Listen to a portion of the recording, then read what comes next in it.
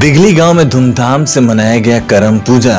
सोनितपुर जिले के बालीपारा दिघली गांव में धूमधाम से करम पूजा उत्सव मनाया गया। विधायक पद्म हजारिका भी करम पूजा में शामिल हुए और लोगों के साथ झूमर नृत्य करते देखे गए।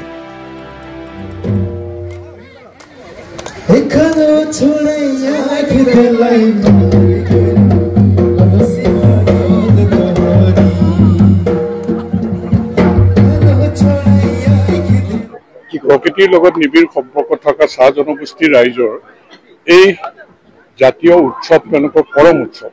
এই কৰম উৎসৱৰ পবিত্ৰ দিনত তেওঁলোকে যেটো উপাসনা কৰে সকলোৰে মংগলৰ কাৰণে অপায় মংগল দূৰ হওক সুখ সমৃদ্ধিৰ কাৰণে এইটো পৰম্পৰাগতভাৱে চলি আছে আৰু আমি সকলোৱে অংশগ্ৰহণ কৰোঁ। কাৰণ আমাৰ এইখন অসমত লুইত আৰু বৰাকৰ পাৰত যিখিনি জনগোষ্ঠীৰ মানুহ আছো গতিকে তেওঁলোকৰ প্ৰত্যেকৰে কৃষ্টি সংস্কৃতি জাতীয় উৎসৱ আছে।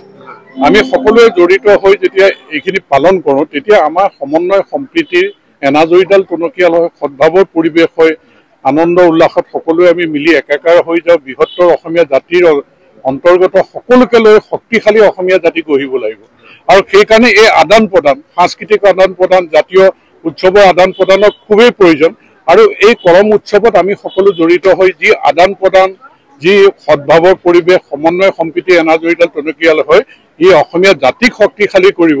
আজি কৰম পূজাৰ সেৱাৰ থলীত মই প্ৰাৰ্থনা জনাইছো সকলোৰে মংগলৰ কাৰণে আমি যাতে সমৃদ্ধিশালী হ'ব পাৰোঁ তাৰে কামনা জনাই আৰু সহযোগিতা কৰা সকলোকে মই ধন্যবাদ জ্ঞাপন কৰিছো।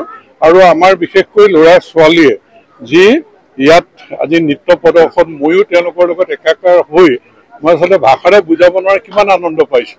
তেওঁলোকলৈ মই শুভেচ্ছা জনাইছো। ভৱিষ্যত দিনত আকৌ এনেদৰে আমি আনন্দ উল্লাস কৰিম, কৰম পূজা কৰিম, আমি আমাৰ অঞ্চলটোৰ মৰম চেনেহ সদ্ভাৱৰ পৰিৱেশ শক্তিশালী কৰিম।